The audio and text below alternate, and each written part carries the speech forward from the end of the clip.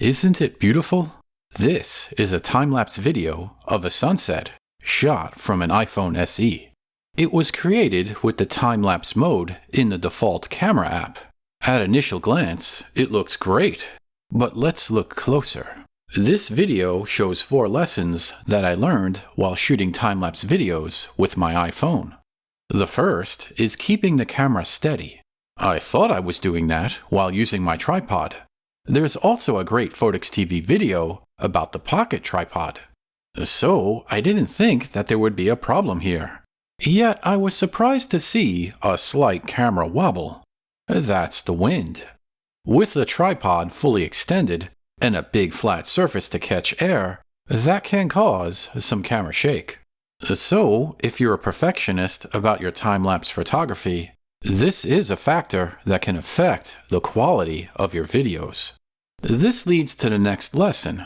I was surprised to learn that the time-lapse mode in the default iPhone camera app is not 4K. It records at 1920 by 1080. That's not so bad, right? That's HD. Well, again, are you a perfectionist?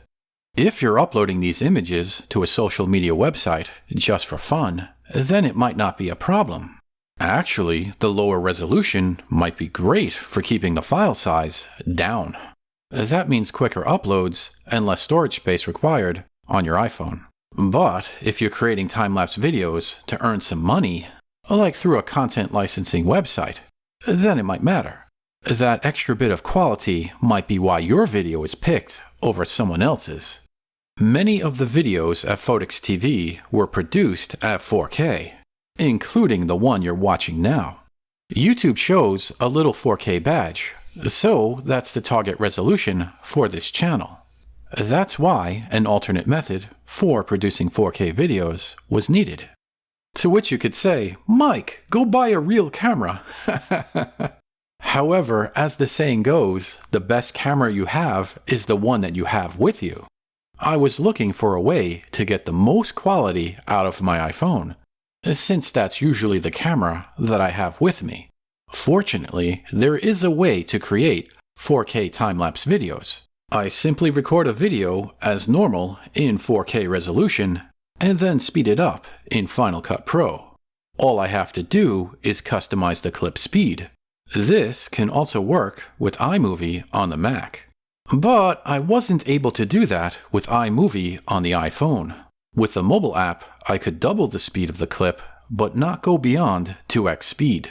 So this method does have issues. An obvious downside is that the file sizes are huge. My iPhone SE can record about an hour of 4K footage. After that, it runs out of storage.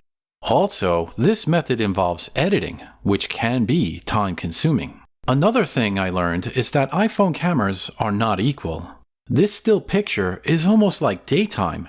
That was shot from an iPhone 13 a little after 9 p.m. It looks more like 4 p.m. It looks so bright compared to my iPhone SE 2nd edition. But after zooming in by using the telephoto camera on the iPhone 13, the lighting changed dramatically. The lesson here is that if you're shooting time-lapse photos with an iPhone, one that has multiple cameras, you might want to experiment with those different cameras to see how that affects your images.